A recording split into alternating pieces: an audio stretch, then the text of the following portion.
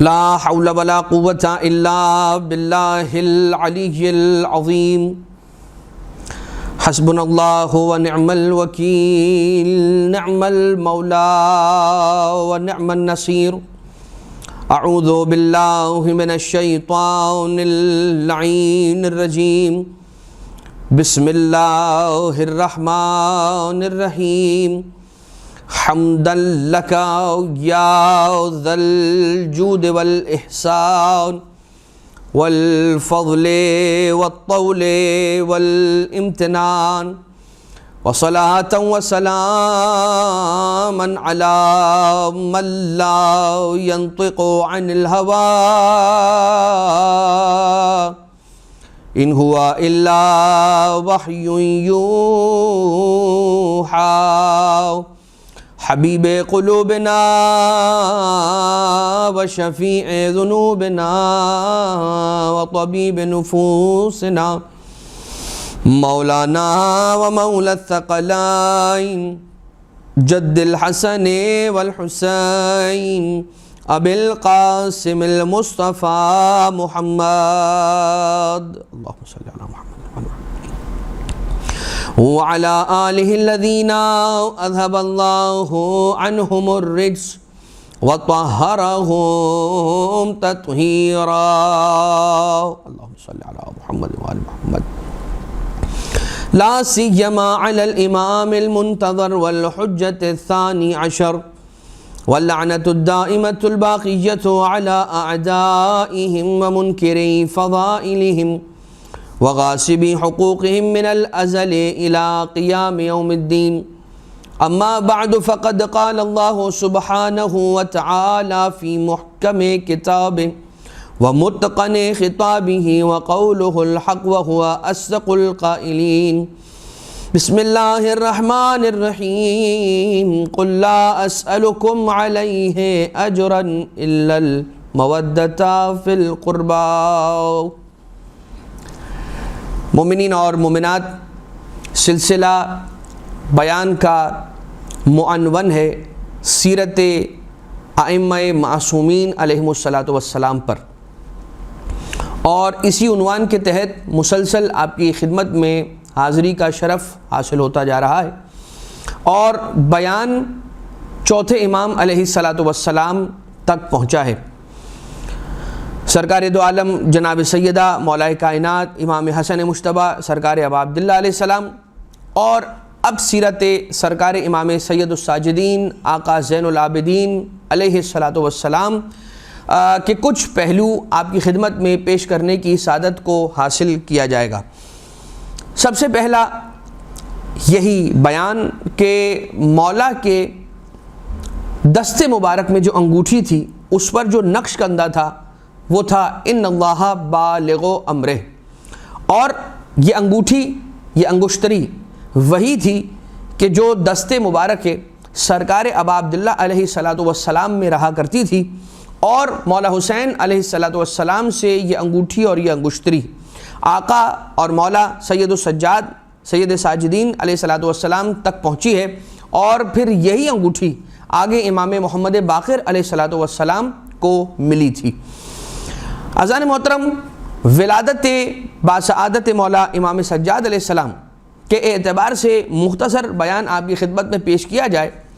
اس لیے کہ مولا امام سجاد علیہ الصلاۃ والسلام کی جو والدہ گرامی قدر ہیں، یہ وہ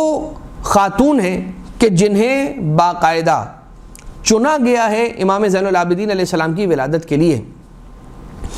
اب یہ بات تو اپنی جگہ پر اٹل ہے کہ جس طرح سے ائمہ اطہار علیہ الصلاۃ والسلام کو جو منصب ملا ہے پروردگار عالم کی بارگاہ سے، منصب امامت، یہ منصب امامت اللہ کی جانب ہی سے عطا ہوتا ہے۔ کسی کے دل کی خواہش، کوئی ووٹنگ، کوئی سلیکشن، کوئی الیکشن نہیں ہوتا کہ جس کے ذریعے سے امام علیہ الصلاۃ والسلام کو چنا جائے، بلکہ یہ امر ربی ہے، اس لیے کہ منصب الہی ہے، اور اللہ ہی کی مرضی سے وہ شخص اس منصب الہی یعنی کہ منصب امامت پر آ سکتا ہے کہ جسے رب ذوالجلال چنے اور چاہے، جنہیں مصطفیٰ کرے، جنہیں مرتضیٰ کرے۔ اسی طرح سے جس طرح سے امام معصوم بغیر اللہ کی مرضی کے امام نہیں بن سکتا اور نہیں بنتا، اسی طرح سے کون سی وہ خاتون اور مستورہ ہیں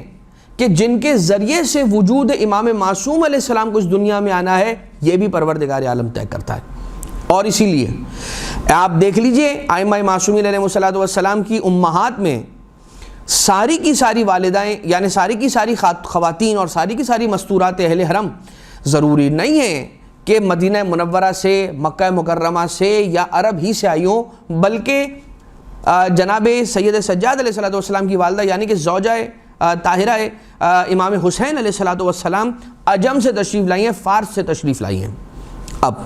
واقعہ ہے الخرائج والجرائح کا میں یہ آیا ہے، مصنف نے اس کے اندر اس واقعے کو لکھا ہے، اور حسین ابن سعید احوازی نے نقل کیا ہے اپنی کتاب کے اندر بھی روایت کیا ہے۔ یزجرد ابن شہریار، یزجرد جو کہ شہریار کے بیٹے ہیں، یہ عجم کے آخری بادشاہ ہیں، اور ایک دور کے اندر جب وہاں پر مسلمان قابض ہوئے اور وہاں کے لوگوں کو غلام اور کنیز بنا کر لے کر آیا گیا، جو ان کا سامان تھا وہ ساتھ ساتھ آیا، اور جب یزجرد کی بیٹی جن کا نام شاہ زنان ملتا ہے تاریخ کے اندر، یہ بھی اسی قافلے کے ساتھ ساتھ مدینہ منورہ پہنچی، اور مدینہ کے اندر ان قیدیوں کا، ان اسیروں کا تماشا دیکھا جا رہا تھا۔ مولا کائنات علیہ السلام نے منع کیا کہ بھائی قیدیوں کا، اسیروں کا تماشا نہیں دیکھنا چاہیے، نہ دیکھا کرو، اور البتہ وہاں پر لوگ بہت سارے جمع تھے، اور یزجرد کی جو یہ دختر ہیں شاہ زنان جن کا نام ہے، ان کے چہرے کی طرف لوگ نگاہیں اٹھا کر تجاوز کر رہے تھے اور بار بار ان کے چہرے کو دیکھ رہے تھے۔ یہ بات انہیں بالکل پسند نہیں آ رہی تھی، جس کی وجہ سے انہوں نے اپنے چہرے پر اپنے دونوں ہاتھوں کو رکھ لیا تھا، اور حیا اور شرم کا پیکر یہ خاتون اور کچھ ایسے بھی نامور افراد تھے کہ جو اس فعل کو انجام دے رہے تھے، یعنی کہ ان کے چہرے مبارک کی طرف بار بار دیکھ رہے تھے۔ اب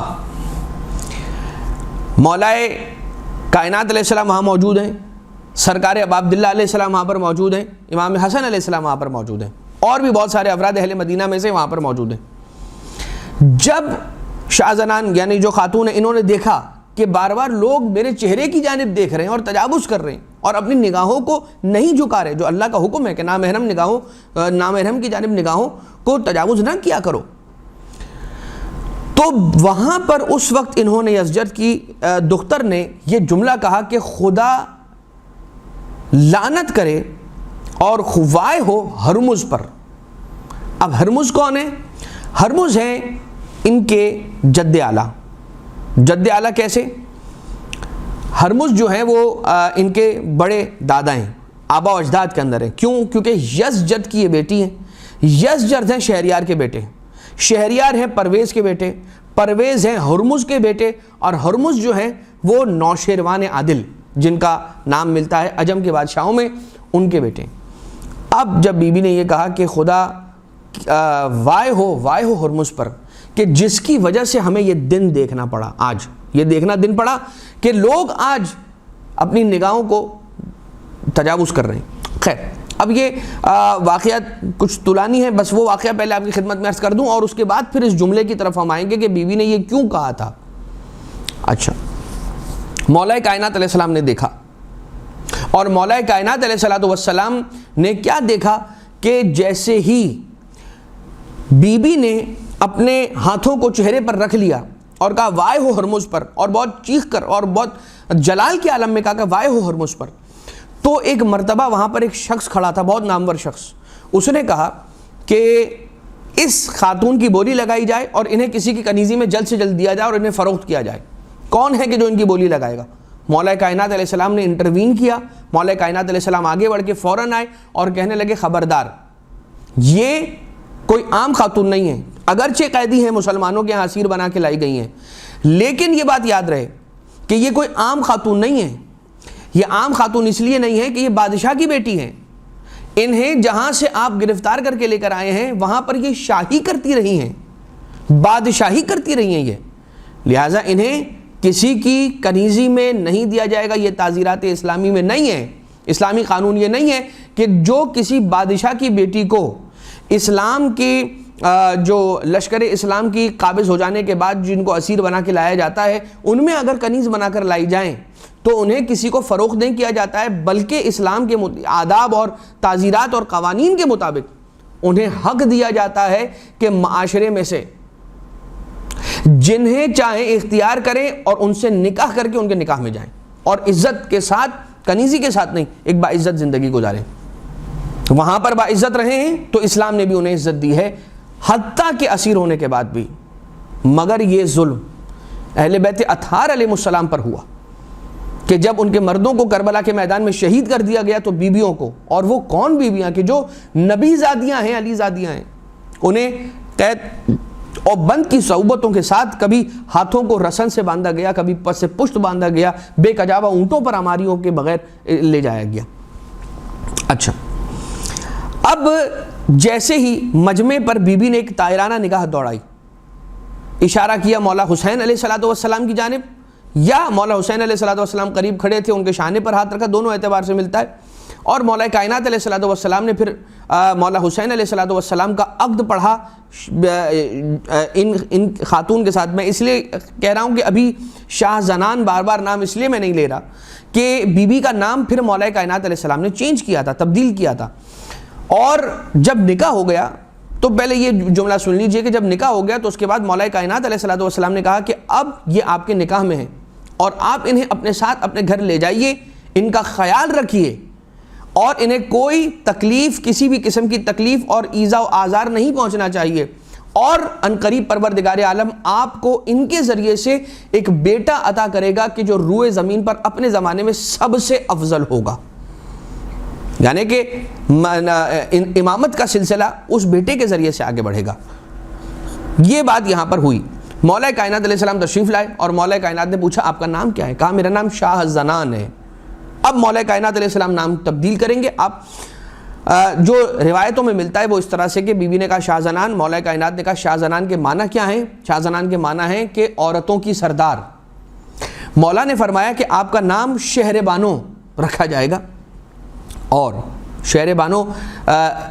مولا کائنات علیہ السلام نے ان کا نام رکھا. اور یہ نام بھی جیسے شاہ زنان فارسی زبان کا نام ہے اسی طرح سے شہر بانو یہ نام بھی فارسی زبان ہی کا نام ہے. مولا کائنات علیہ السلام نے نام تبدیل کیا. اور نام کیوں تبدیل نہ کرتے؟ اس لیے کہ بی بی کا نام شاہ زنان عورتوں کی سردار، عورتوں کی سردار، رسول کی بیٹی جناب سیدۃ نساء العالمین فاطمۃ الزہراء سلام اللہ علیہا کے علاوہ اور کون ہو سکتا ہے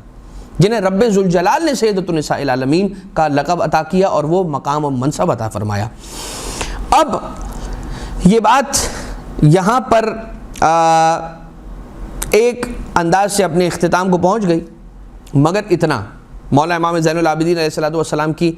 ولادت بھی ہوئی اور بی بی ہی کے بطن مبارک سے مولا امام سید سجاد علیہ السلام اس دنیا میں آئے. اور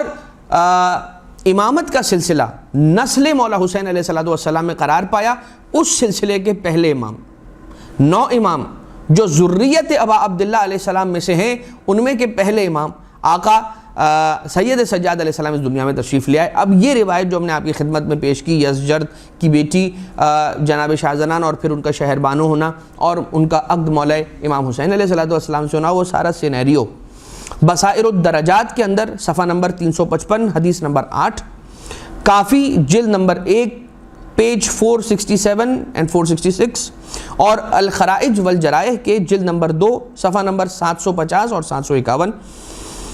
پر یہ آپ کو واقعہ مل سکتا ہے. مگر عزیزان محترم، ریاض الشہادہ کی بھی ایک روایت،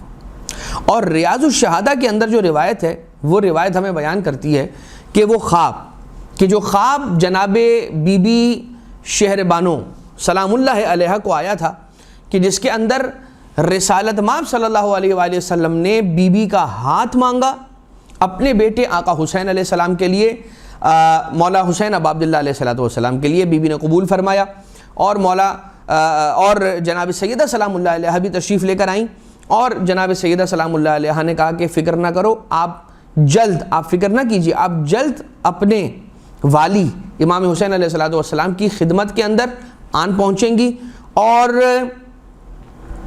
بی بی شہربانو کا یہ کہنا ہے کہ جب سے خواب میں میری خواستگاری ہوئی، مجھے میرا ہاتھ مانگا رسول نے، اور میں نے ان کی طلب کو قبول کیا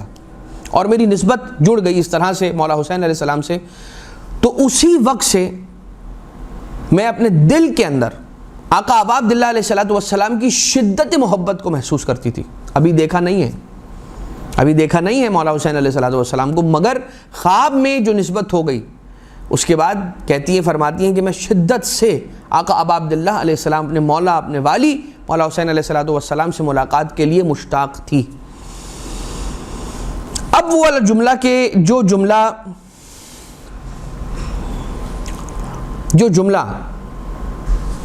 وہاں پر مولا کائنات علیہ السلام نے جب دیکھا کہ بری نگاہ سے بی بی کو دیکھا جا رہا ہے، اور فوراً سے مولا نے اس کی سرزنش کی اور اس شخص کو روکا، اس بات کا ایک حوالہ بی بی کے خواب میں پہلے بھی آ چکا تھا. اور جناب سیدہ سلام اللہ علیہا نے فرمایا تھا کہ اس دن اتنے وقت پر اور اس انداز سے آپ اپنے والی امام حسین علیہ السلام تک پہنچ جائیں گی،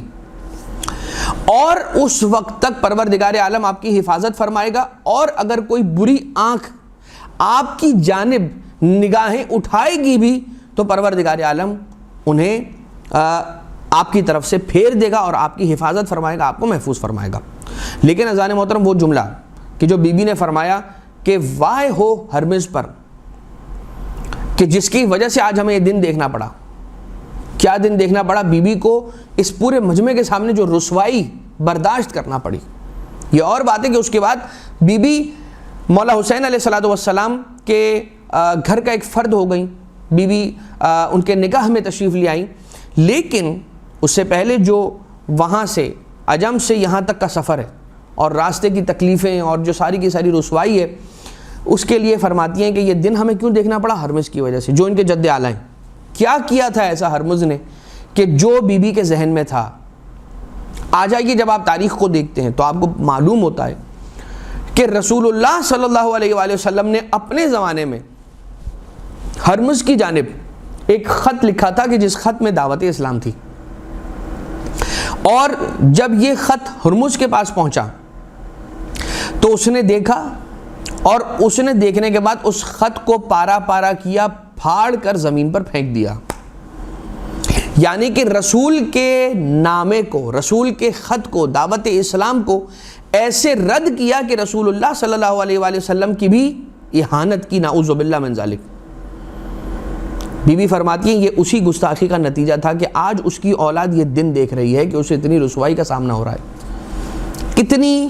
اہم بات ہے کہ انسان اہل بیت اطہار علیہم السلام کی بارگاہ میں تعظیم اور احترام کا ایسے خیال رکھے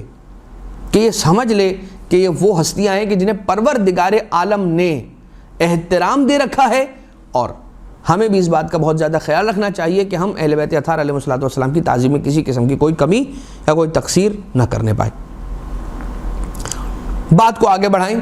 اور مولا سید سجاد علیہ السلام کی عبادت کے اعتبار سے ایک روایت ملتی ہے. اب یوں تو وہ روایت کی جس روایت کے مطابق، وہ حدیث کی جس حدیث کے مطابق یہ ملتا ہے کہ معصوم فرماتے ہیں کہ میدان حشر ہوگا، اور اس میدان حشر میں یہ اعلان کیا جائے گا کہ کون ہے کس عبادت کرنے والوں کی، عبادت گزاروں کی زینت اور سجدہ کرنے والوں کا سردار. جب یہ صدا بلند ہوگی میدان حشر میں اور پکارا جائے گا کہ سید الساجدین آئیں، زین العابدین آئیں، تو رسول فرماتے ہیں کہ میری ہی آل سے ایک بیٹا، میرا بیٹا فرزند علی ابن الحسین وہ آگے آئیں گے اور میدان حشر کے اندر وہ تشریف لے آئیں گے. یہ لقب رسول اللہ صلی اللہ علیہ وآلہ وسلم نے مولا امام سجاد علیہ السلام کو عنایت فرمایا. زین العابدین عبادت کرنے والوں کی زینت، سید الساجدین سجدہ گزاروں کے سردار. تفسیر علی ابن ابراہیم قبی کے اندر یہ روایت ملتی ہے کہ مولا سجاد علیہ السلام ایک دن صحرا میں تشریف فرما تھے. غلام نے دیکھا کہ مولا کی پیشانی ایک بڑے سے پتھر پر رکھی ہوئی ہے، اور مولا فرما رہے ہیں لا الہ الا اللہ ایمانا و تصدیقا، لا الہ الا اللہ حقا حقا، لا الہ الا اللہ تعبدا و رقا۔ غلام کہتا ہے کہ وہ یہی جملے دہراتے رہے، یہی جملے بار بار مولا دہراتے رہے اپنی زبان مبارک سے، اور کہتے ہیں، وہ غلام کہتا ہے کہ میں شمار کرتا رہا، گنتا رہا، یہاں تک کہ مولا سجاد علیہ السلام نے 1000 مرتبہ ان جملوں کو، ان 3 جملوں کو، لا الہ الا اللہ ایمانا و تصدیقا، لا الہ الا اللہ حقا حقا، لا الہ الا اللہ تعبدا و رقا، ان جملوں کو مولا نے 1000 مرتبہ دہرایا، اور پھر سر مبارک کو سجدے سے اٹھایا، اور اس کے بعد چہرے اور رخسار مبارک پر غلام نے مولا سید سجاد علیہ السلام کے آنسوؤں کو دیکھا۔ یہ انداز عبادت تھا مولا امام زین العابدین علیہ السلام کا۔ آقا کی عبادت کا ایک واقعہ اور اتنا امپورٹنٹ یہ واقعہ ہے، بی بی فاطمہ بنت علی سلام اللہ علیہ قافلہ اہل حرم کے ساتھ کربلا میں ہے، اور کربلا سے یہ لٹا ہوا قافلہ مدینہ واپس آ گیا۔ جب مدینہ واپس تشریف لے آئے تو بی بی فاطمہ بنت علی سلام اللہ علیہ نے مولا کائنات علیہ السلام کی بیٹیوں میں سے، دختران میں سے ایک بیٹی جو کربلا کے میدان میں بھی موجود تھیں، انہوں نے جناب جابر ابن عبداللہ انصاری کو بلایا۔ بلانے کے بعد کہا اے جابر جاؤ، اور جانے کے بعد بلایا اور پوچھا کہ سید سجاد کہاں ہیں، علی ابن الحسین علیہ السلام کہاں ہیں؟ جناب جابر نے کہا کہ وہ تو عبادت کے اندر ہیں، اور وہ اکثر اوقات عبادت کے اندر مشغول رہتے ہیں، مصلی سے نہیں اٹھتے۔ ایک مرتبہ فرمایا جاؤ اور جا کر اے جابر تم تو جانتے ہی ہو کہ ہم اہل حرم کی مستورات کا ایک واحد سہارا یہی سید سجاد رہ گئے، لہٰذا انہیں جا کر سمجھاؤ کہ اتنی زیادہ عبادتیں نہ کریں، عبادت میں کچھ کمی کیا کریں۔ جناب جابر تشریف لے کر آئے مولا امام سجاد علیہ السلام کے در بیت الشرف پر، اور دروازے کو کھٹکھٹایا تو ایک کمسن بچے کو دیکھا کہ جو دروازے پر موجود ہے چوکھٹ پر۔ کہا آپ کون ہیں، آپ کا کیا نام ہے؟ کہا میرا نام ہے محمد ابن علی ابن الحسین، یعنی امام باقر علیہ السلام۔ اور جیسے ہی جناب جابر نے انہیں دیکھا ہے، اب مختلف انداز سے ملتا ہے، کہیں پر یہ ملتا ہے کہ جناب جابر کی آنکھوں کی بینائی جا چکی تھی، کہیں پر یوں ملتا ہے کہ آنکھوں کی بھویں لٹک چکی تھی کہ جنہیں بلند کرتے تھے تو پھر دیکھنے کے قابل ہوتے تھے۔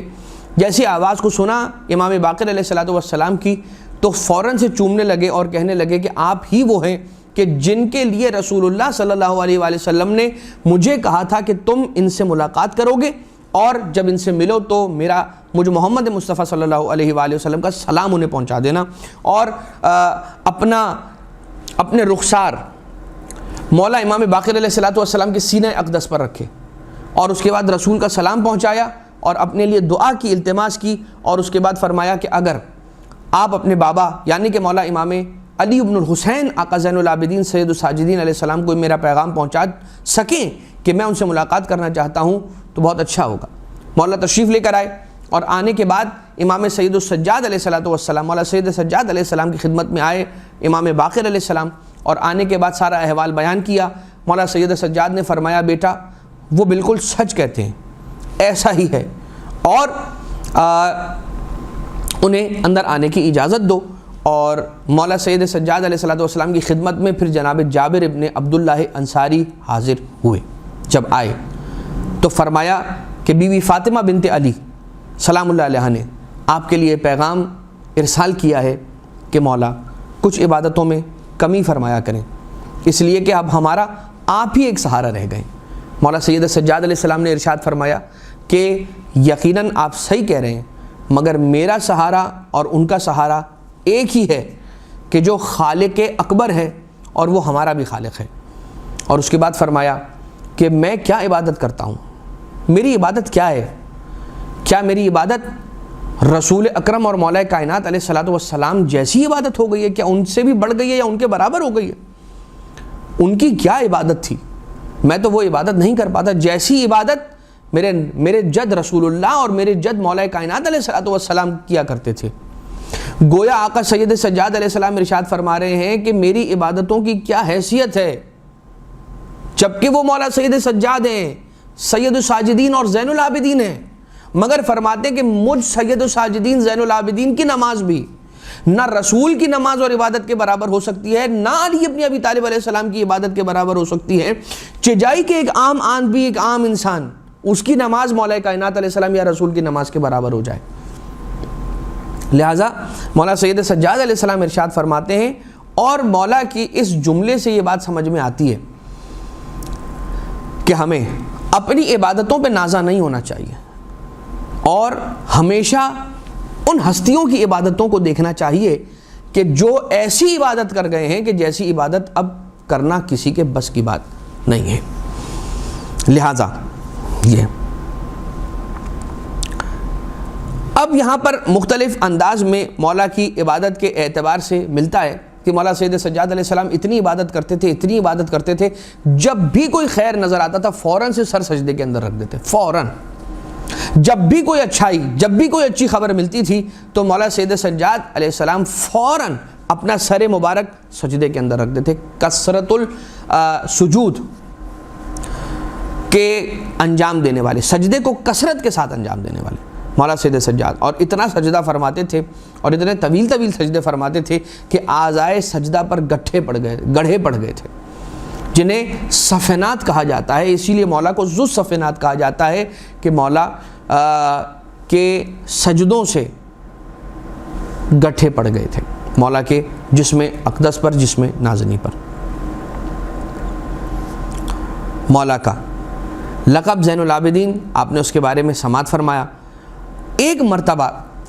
مولا عبادت کے اندر، کشف الغمہ کی روایت ہے، مولا عبادت میں مشغول ہیں، محراب عبادت کے اندر ہیں،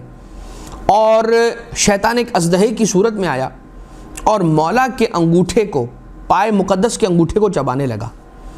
آقا بدستور عبادت الہیہ کے اندر مشغول رہے، اس حد تک مولا کی توجہ قطعاً مبذول نہ ہوئی اس درد اور اس کرب کی طرف، بس پروردگار عالم کی جانب ملتفت رہے، یہاں تک کہ کافی دیر گزرنے کے بعد ایک چیخ کی صدا سنائی دی گئی، اور اس چیخ و پکار کی صدا کے بعد پھر ایک اور صدا سنائی دی گئی، ہاتف غیبی کی صدا، انتا زین العابدین انتا سید الساجدین۔ پوچھا گیا کہ مولا وہ چیخ کی آواز کیا تھی، تو مولا نے فرمایا کہ یہ چیخ کی آواز شیطان کے چیخنے کی آواز تھی، وہ اژدہے کی صورت میں آیا تھا شیطان، اور یہ آواز قدرت، کہ جب اس امتحان سے مولا گزرے تو اس کے بعد ہاتف غیبی نے صدا دی کہ آپ ہی زین العابدین ہیں اور آپ ہی سید الساجدین ہیں، 3 مرتبہ یہ صدا بلند ہوئی تھی۔ اب اذان محترم، مولا سید سجاد علیہ الصلوۃ والسلام کے عفو اور درگزر، مولا کے معاف کرنے کا ایک واقعہ ملتا ہے، اور مولا نے اپنی کنیز کو معاف کیا، اور کیسے معاف کیا وہ آپ سماعت فرمائیے۔ قرآن کریم کی ایک آیت ہے، بسم اللہ الرحمن الرحیم، وَيُنْفِقُونَ فِي السَّرَّاءِ وَالضَّرَّاءِ وَالْكَاظِمِينَ الْغَيْظَ وَالْعَافِينَ عَنِ النَّاسِ وَاللَّهُ يُحِبُّ الْمُحْسِنِينَ، کہ سرا اور ذرہ میں، یعنی کہ تنگی کے عالم میں بھی اور تونگری کے عالم میں بھی، وہ اللہ کی بارگاہ میں انفاق کرتے ہیں، مطلب پروردگار عالم کی بارگاہ میں عطا کرتے ہیں، اللہ کے نام پر لوگوں کو بانٹتے ہیں۔ ينفقون فی السراء والضراء والکاظمین الغیظ، اور اپنے غصے کو پی جاتے ہیں، اپنے غصے کو دبا لیتے ہیں۔ تو 3 چیزیں، والکاظمین الغیظ والعافین عن الناس، اور انسانوں کو معاف کرنے والے، واللہ یحب المحسنین، اور اللہ احسان کرنے والوں کو پسند کرتا ہے، ان سے محبت کرتا ہے۔ تو ایک نقطہ تو یہ کہ اب اس آیت کو آپ نے یقیناً سرکار امام موسیٰ کاظم علیہ الصلوۃ والسلام کے اعتبار سے بہت زیادہ سماعت فرما رکھا ہے، لیکن مولا سید سجاد علیہ الصلوۃ والسلام کے اعتبار سے بھی اس کا ایک بیک گراؤنڈ ہے۔ مگر اس سے پہلے اس ایک جملے کو آپ غور فرما کے سن لیجئے، اور وہ جملہ کیا ہے؟ والکاظمین الغیظ والعافین عن الناس واللہ یحب المحسنین، اور اللہ احسان کرنے والوں کو پسند کرتا ہے، ان سے محبت رکھتا ہے۔ تو اہل بیت احسان کرنے والے ہیں یا نہیں ہیں؟ بہت زیادہ احسان کرنے والے ہیں، بہت زیادہ احسان کرنے والے ہیں۔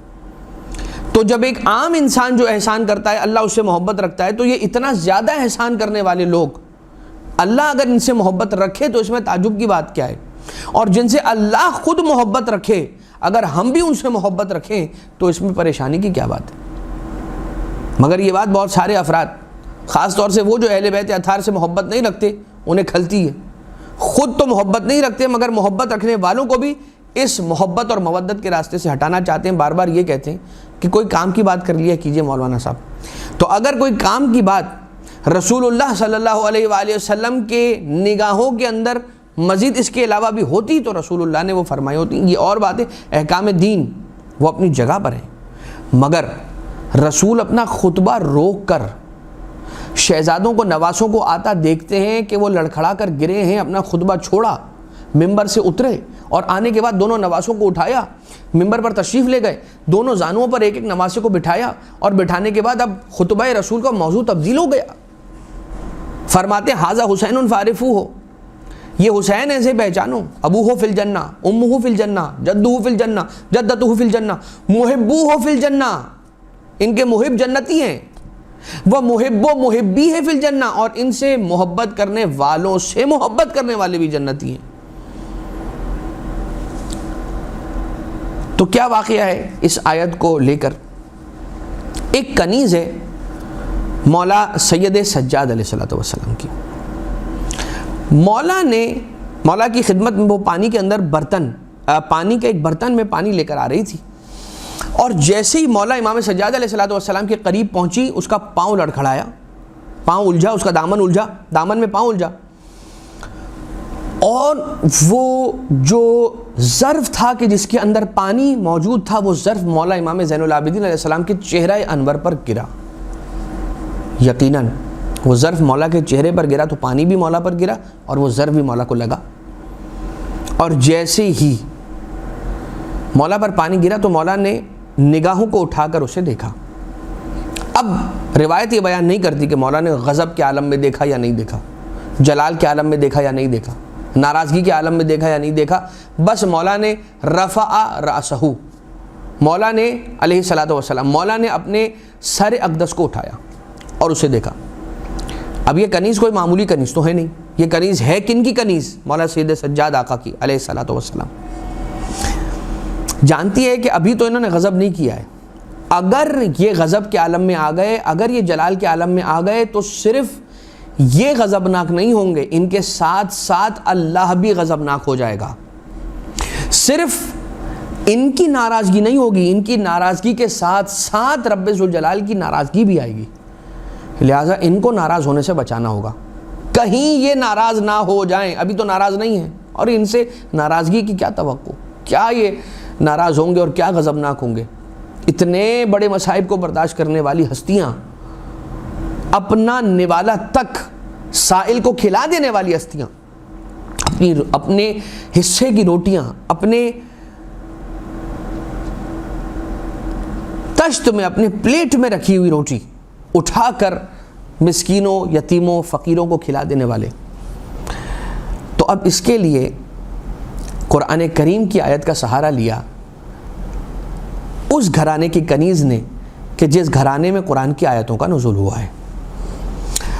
اور بتا بھی رہی ہے کہ اس کی تربیت کس اسلوب پر ہوئی ہے۔ امام سید سجاد علیہ السلام کی کنیز ہے، تو یہ کیسے ہو سکتا ہے کہ سیرت جناب فضہ پر عمل نہ کرے اور قرآن کریم کی آیت کی تلاوت کرنا شروع کی، مگر ایک ٹکڑے کو پڑھا۔ جب اسے خوف ہوا کہ کہیں غضبناک نہ ہو جائیں، یہ غضبناک ہو گئے تو اللہ غضبناک ہو جائے گا، کہتی ہیں والکاظمین الغیظ، اسی آیت کا سہارا لے کر مولا نے فرمایا قد کظمت غیظی، میں نے اپنے غصے کو دبایا ہے، میں تو تجھ پر غضبناک نہیں ہوا۔ پھر کہتی ہے والعافین عن الناس، اسی آیت کا دوسرا ٹکڑا، والعافین عن الناس، اور انسانوں کو معاف کرنے والے، انسانوں کو معاف کرنے والے. مولا نے فرمایا عفا اللہ عنکی، جا خدا نے تجھے معاف کیا.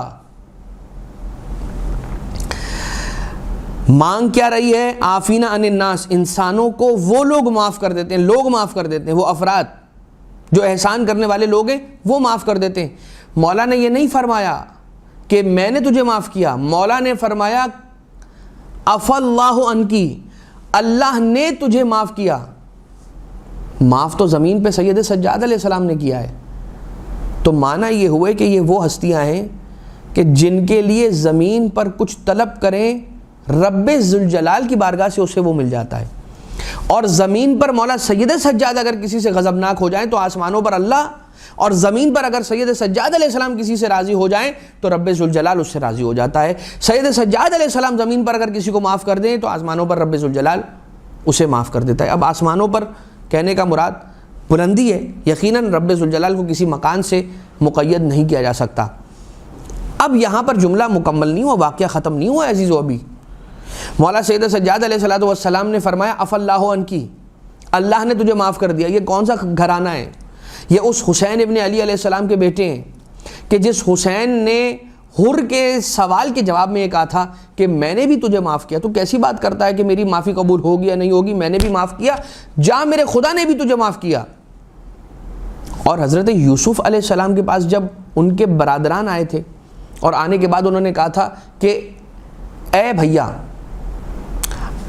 اے نبی خدا، آپ ہمارے حق میں دعا فرمائیے، اگر آپ دعا کر دیں گے تو ہماری بخشش ہو جائے گی. حضرت یوسف علیہ السلام نے اپنے بھائیوں کو دیکھ کر یہی ارشاد فرمایا تھا کہ میں تمہارے لیے دعا کرتا ہوں اور امید کرتا ہوں کہ خدا بھی تم سے راضی ہو جائے گا، خدا بھی تمہیں شاید معاف کر دے گا. یہ یوسف علیہ السلام کا مقام ہے، یہ ان کی عظمت ہے کہ وہ دعا کرنے کے بعد کہتے ہیں کہ مجھے امید ہے کہ خدا معاف کرے گا. اور یہ رسول اکرم کا نواسہ حسین ابن علی ہے، جوانان جنت کے سردار، کہ جو فرماتے ہیں کہ میں نے بھی معاف کیا، میرے خدا نے بھی معاف کیا. مولا سید سجاد علیہ السلام فرماتے ہیں عفا اللہ عنکی، کہ اللہ تجھ سے راضی ہوا، اللہ نے تجھے معاف کیا. اب اس کے بعد وہ جملہ کہتی ہے واللہ یحب المحسنین، اور اللہ احسان کرنے والوں کو پسند کرتا ہے، اللہ احسان کرنے والوں سے محبت رکھتا ہے. تو فرماتے ہیں مولا سید سجاد کہ میں نے تجھے آزاد کر دیا. احسان کرنا چاہ رہے تھے مولا، نیکی کرنا چاہ رہے تھے، مولا نے یہ فرما دیا کہ میں نے جا تجھے آزاد کر دیا. گویا یہ مولا سید سجاد علیہ السلام کی ہستی ہے کہ جن کی رضا میں پروردگار عالم کی رضا شامل ہے. آپ نے دیکھا کہ آقا سید سجاد علیہ السلام کنیز پہ حق رکھتے ہیں، سرزنش چاہتے تو کر سکتے تھے، مگر احسان پر احسان، فضل پر فضل فرمایا. ہمارے یہاں جو گھر میں غلام یا کوئی نوکر ہو، اس کے ساتھ ایسا سلوک ہوتا ہے کہ کبھی تو اسے پانی تک نہیں دیا جاتا، کبھی اسے پانی پینے تک کی مہلت نہیں جاتی، یا کبھی اسے اتنا زد و کوب کیا جاتا ہے کہ وہ ہمیشہ ڈرا سہما رہتا ہے. خدا کے لیے اپنے تحت اثر، جو تمہارے تحت اثر ہیں، ٹھیک ہے، جو تمہارے ہاتھوں کے نیچے ہیں، جو تم سے کم طاقت اور توانائی رکھنے والے ہیں، ان پر رحم کرو، تاکہ جو تمہارے اوپر ہے رب ذوالجلال وہ تم پر رحم کرے.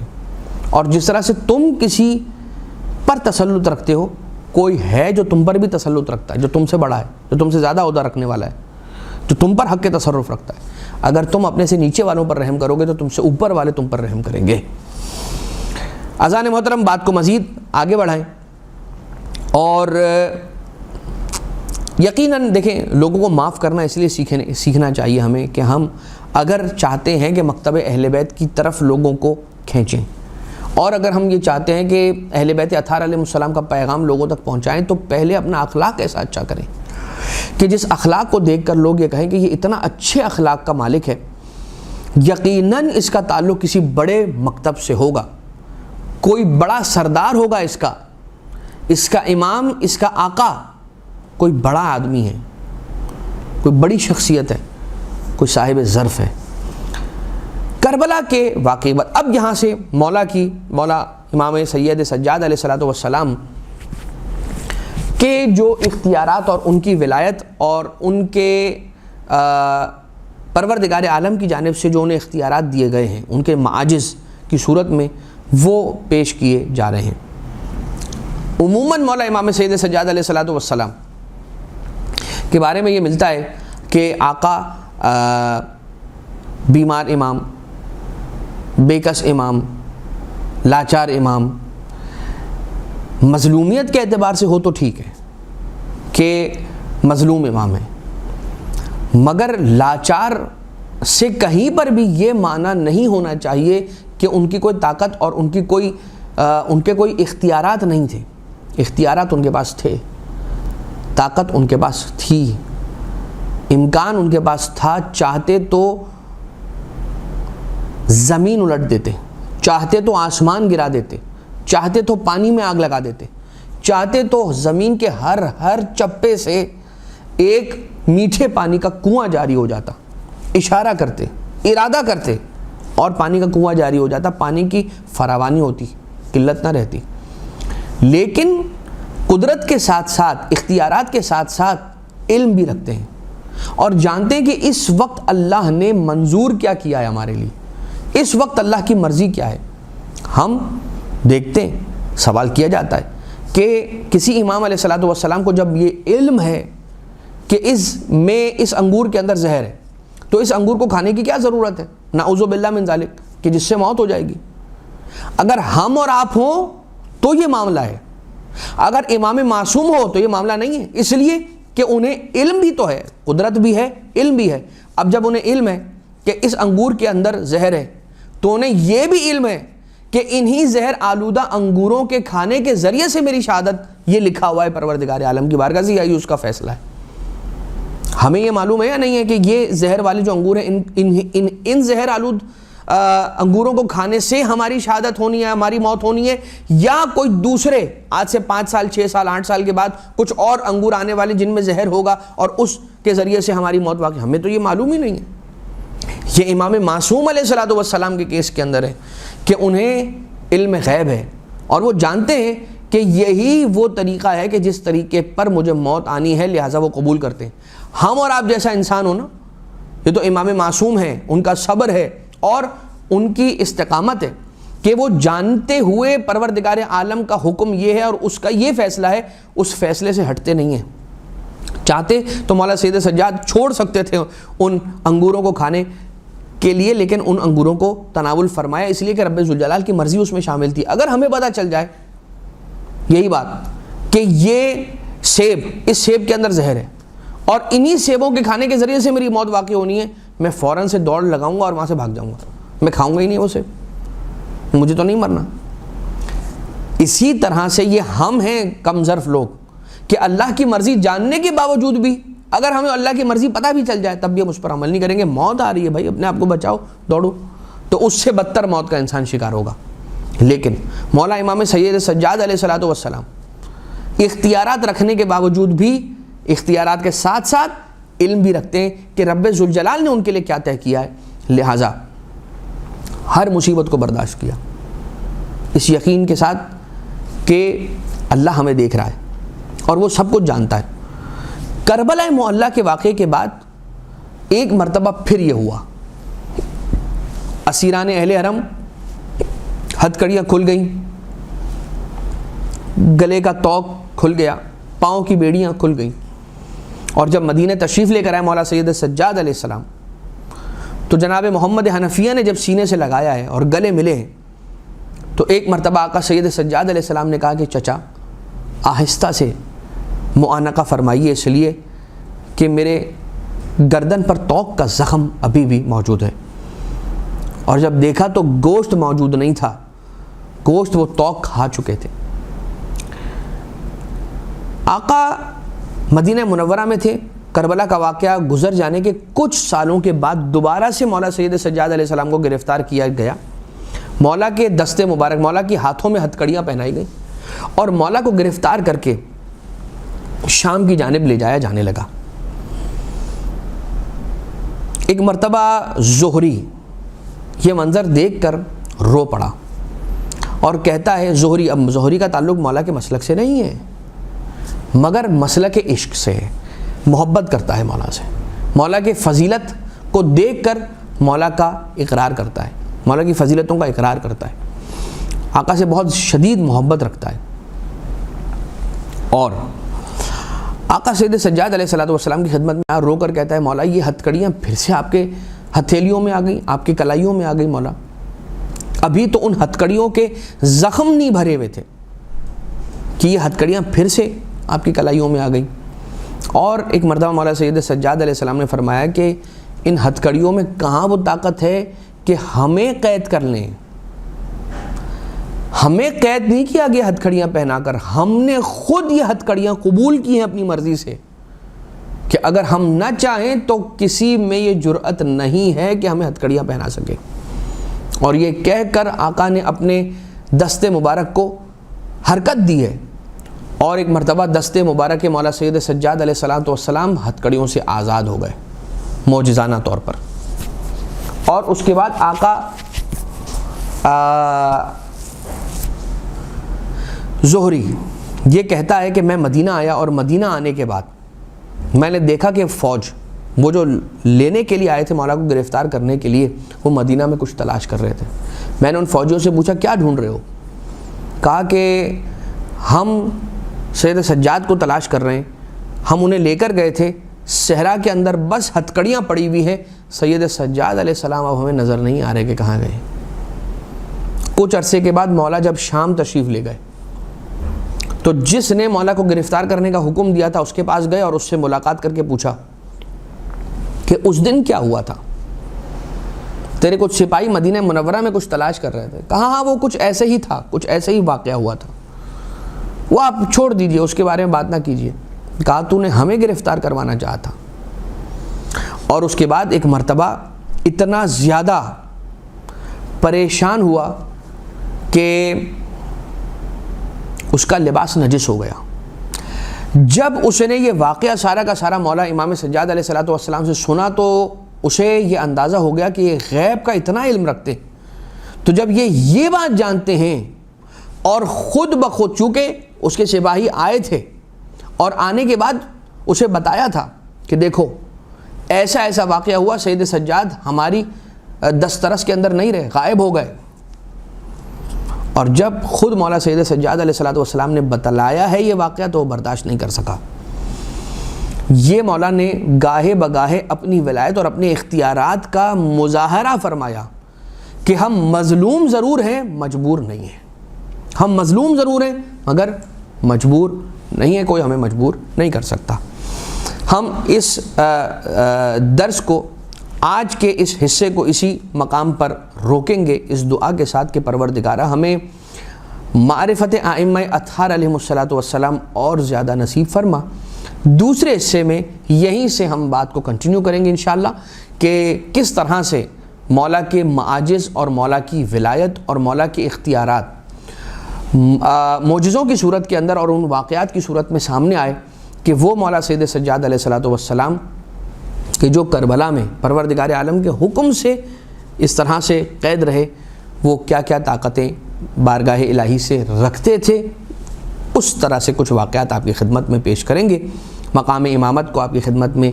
پیش کریں گے، کچھ مولا کے چاہنے والوں کے واقعات کے جن پر آقا کا خاص کرم رہا وہ آپ کی خدمت میں پیش کیا جائے گا، اس دعا کے ساتھ کہ بار الہ